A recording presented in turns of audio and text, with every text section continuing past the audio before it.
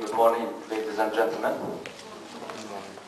I was just contacted a couple of minutes ago to chair the session and introduce the speaker for this morning. The people who contacted me knew that I wouldn't say no, because it's the case of a person who's a friend and a colleague. C. Mohammed Hassim is an ELT supervisor in the Sous Massadra Academy. He served as mate president for 2 terms, but he's also doing a lot of work for the ELT community in Morocco, even when he is off the board. He's also known for being the author of a popular Moroccan national textbook series. He's also the coordinator of the Connecting Classroom project at the Sous Massadra Academy. He's also the national coordinator of the Mate Access program. I've had the pleasure to work very closely and collaborate on various projects with C. Hassim, and they can tell you for sure that he is one of the most, if not the most, conscientious, anyway, hardest working and most creative people I've ever worked with. C. Hassim, the floor is yours. Thank you, Celtic. Morning, everybody. Morning. The topic today is about teacher learning communities, as you see, working together to improve teaching and learning. So it is tightly related to the topic of this summer institute, but it deals with teachers as a working, collaborative, cooperative community. But this doesn't mean that the students are not affected, but they are also closely affected when teachers work collaboratively.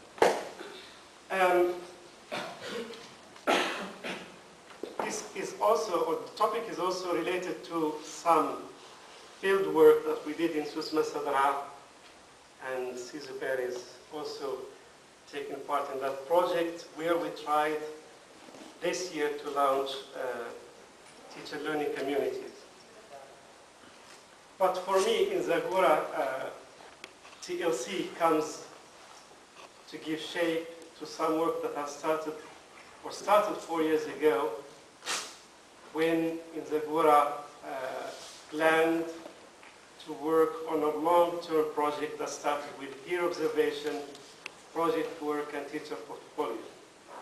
We covered the first part, which is peer observation. We also covered project work, and we started working on teacher portfolio this year. But when we had the idea, which was part of another project with the British Council called Connecting Classrooms, it comes in the right moment, because TLCs gave shape to all the work that we have been doing for so long.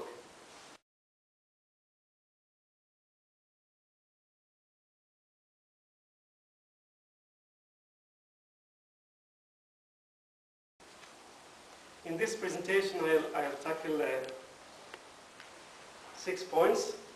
I'll try to show the importance of collaborative work among teachers. I will introduce TLC to the audience, and I will talk about some key principles of effective learning communities. What do TLCs do, and challenges that may be encountered, and I'll just give a very brief account of the Zagora TLC experience.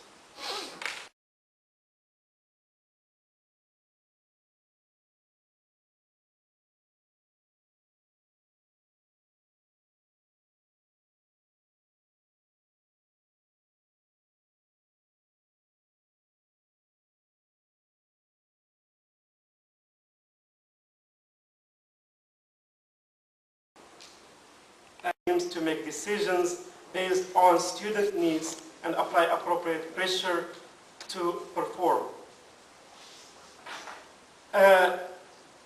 these are the key elements for an effective TLC.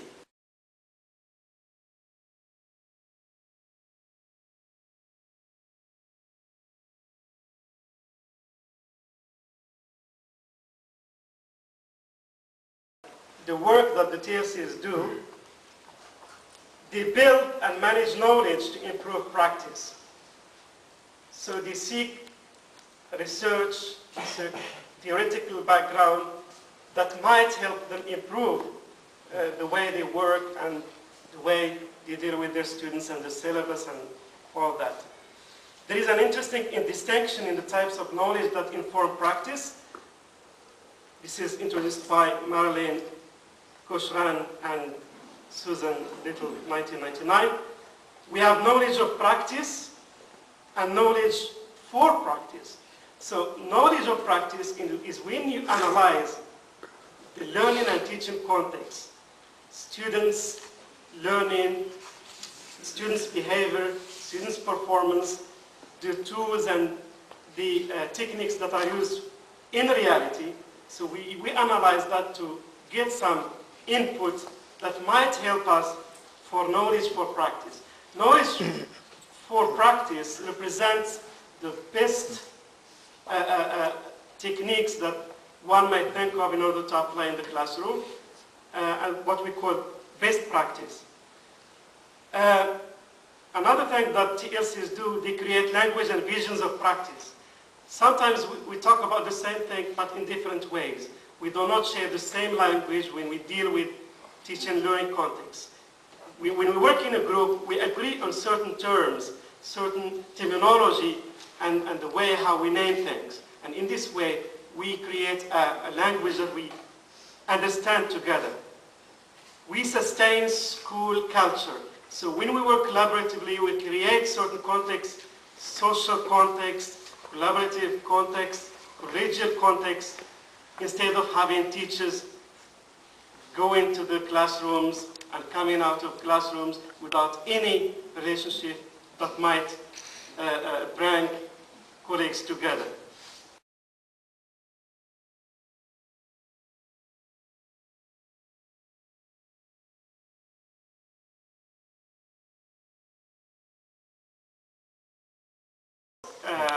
TLC is not something easy to implement. And though we have started only 1 year implementing this, we feel that there are problems that we have to attend to from time to time. One of the difficulties, or three of the difficulties, is the lack of trust, time, and skill. Sometimes people don't believe in the importance and the role of TLCs in improving teaching. Sometimes people complain that they don't have time. Sometimes the teachers don't have the skill, how to organize meetings, how to work as a group, and how to solve certain conflicts that may crop up. There is also lack of support. Sometimes you work collaboratively, but the staff, the administrative staff, might be an obstacle. Possibly you don't have enough support from your supervisor. These are some of the problems that can be solved collaboratively if the group sit down and start to think about solutions.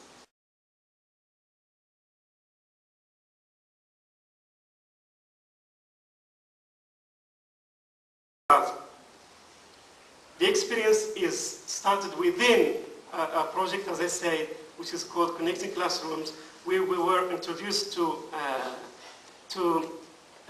TLCs with very valuable and practical resources, ready-made. In fact, we were really helped by some ready-made documents and sources. And in Zagora, I created only one group because we tried to create a group in each delegation. There are 9. There were 7 delegations. In each delegation, we tried to create a TLC. In Zagora, we have a group of 12 teachers. They started 12 teachers, and now there are only 10. All of them are from 3 high schools.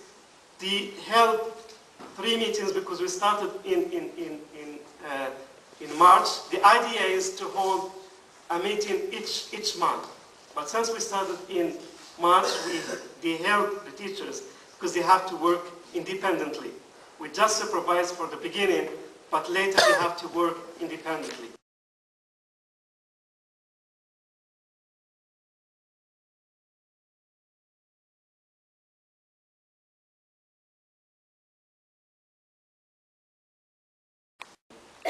Just half a minute and then we'll move to the other one.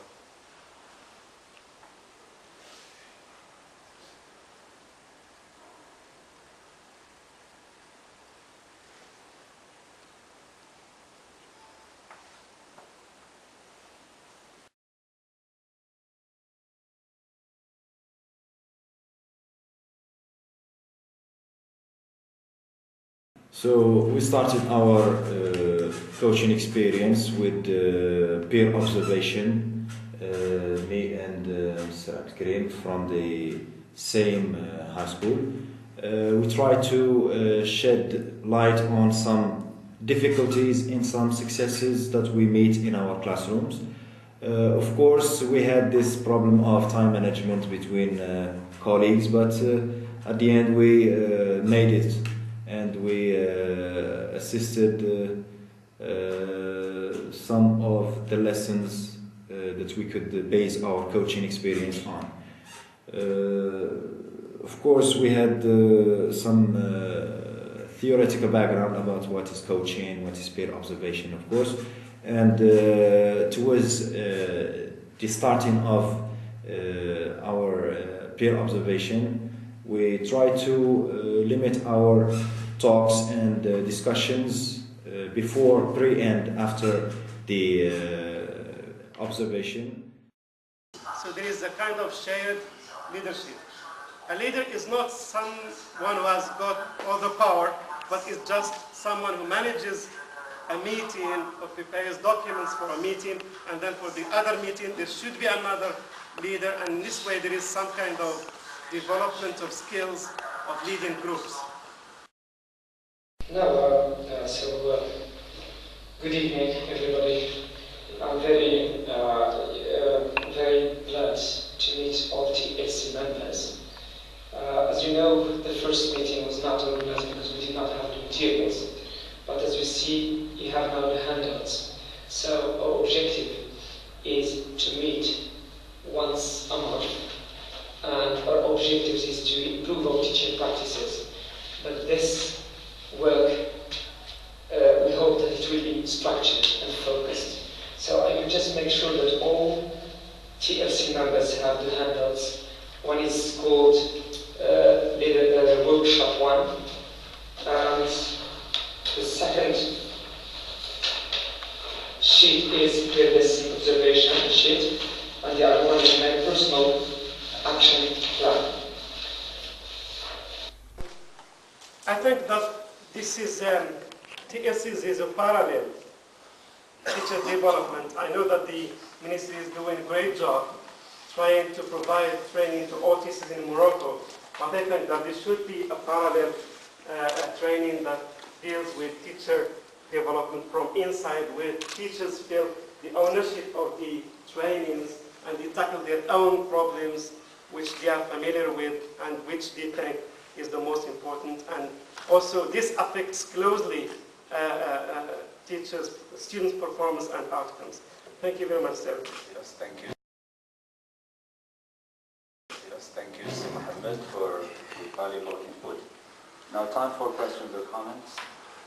May I remind you please to try to make your comments, your questions as clear and as concise as possible. Remember what we said at the workshop. Make it a challenge. Can I formulate my idea in one sentence? Okay, please.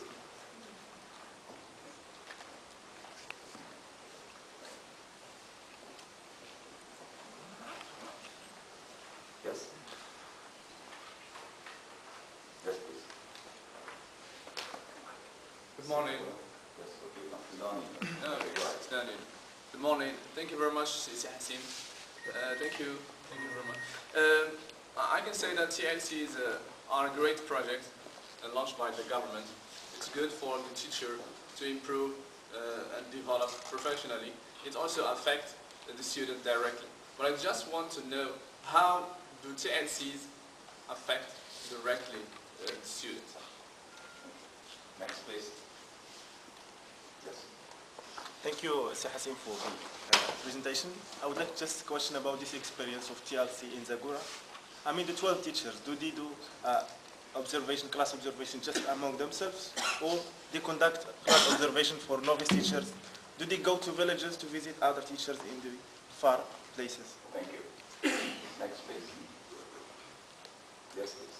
Well, thanks a lot, Mr. Hassim, for your valuable presentation. Well, I would like you just to give me more clarification about knowledge of practice and knowledge for practice. Thank you. Yes, please. Good morning once again, and thank you, Sir Hassim, for your informative presentation.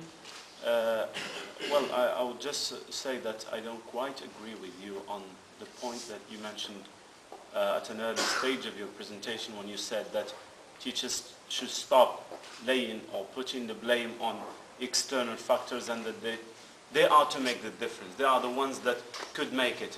But don't you think that the learners should be catered for socially, intellectually, psychologically and culturally in advance?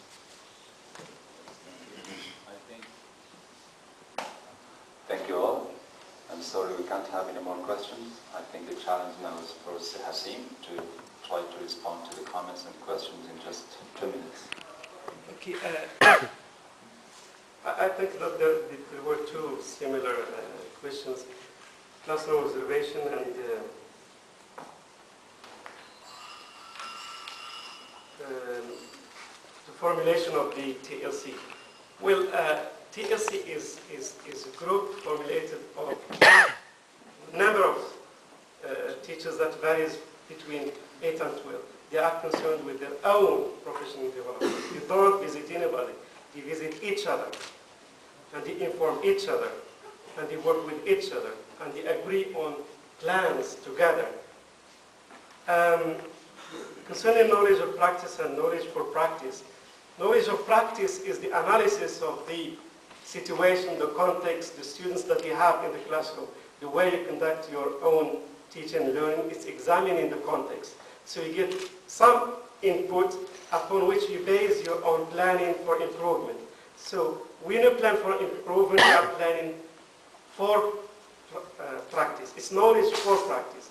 You seek expertise from different sources, whether from books or from experts or from supervisor or whoever is in a position to give you an idea about best practice for a certain situation, and then you try to apply it in the classroom to improve the situation.